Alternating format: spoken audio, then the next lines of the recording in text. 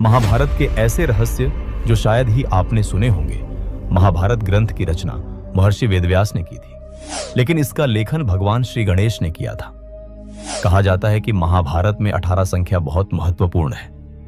महाभारत की पुस्तक में 18 अध्याय हैं। गीता में भी 18 अध्याय हैं।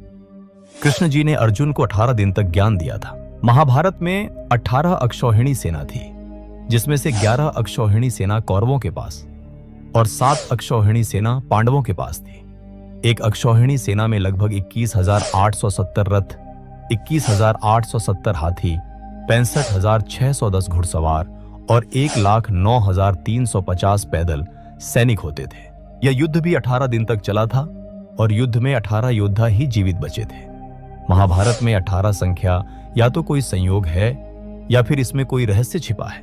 जब द्रौपदी का चीरहरण हुआ तब उसने प्रतिज्ञा ली कि जब तक दुर्योधन और दुशासन का विनाश नहीं होगा तब तक वह बाल नहीं बांधेगी। युद्ध से पहले श्री कृष्ण ने दुर्योधन से सिर्फ 5 गांव मांगे थे, लेकिन दुर्योधन ने कहा, मैं सुई की नोक बराबर जमीन भी नहीं दूंगा। कहते हैं कि महाभारत युद्ध के प्रारंभ होने के प्रथम दिन श्री कृष्ण ने दोनों सेनाओं के बीच खड़े होकर अर्जुन को गीता का ज्ञान दिया था। तब तक के लिए उन्होंने समय को रोक दिया था और सभी सैनिक स्तंभ जैसे हो गए थे। कहते हैं कि महाभारत के युद्ध में कुरुक्षेत्र में इतना खून बहा था कि वहां की मिट्टी का रंग आज भी लाल है।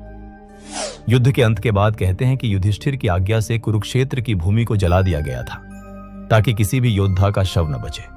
महाभारत में विदुर यमराज के अवतार थे। ये धर्मशास्त्र और अर्थशास्त्र के महान ज्ञाता थे। ऋषि मंदव्य के श्राप की वजह से उन्हें मनुष्य योनि में जन्म लेना पड़ा था। गीता ज्ञान को अर्जुन के अलावा हस्तिनापुर में बैठे संजय ने और अर्जुन के रथ पर विराजमान हनुमान जी ने सुना था। कर्ण को नहीं पता था कि वो कुंती का बेटा है। कर्ण पूरी जिंदगी पांडवों से युद्ध करता रहा, जबकि वो अर्जुन का बड़ा भाई था। कुंती ने उसे युद्ध से ठीक पहले यह सच बताया, लेकिन तब बहुत देर हो चुकी थी। इनमें से कितने रहस्य आपको पहले से पता थे? कमेंट करके जरूर बताएं और ऐसे ही और रहस्यों के लिए चैनल को सब्सक्राइब जरूर करें।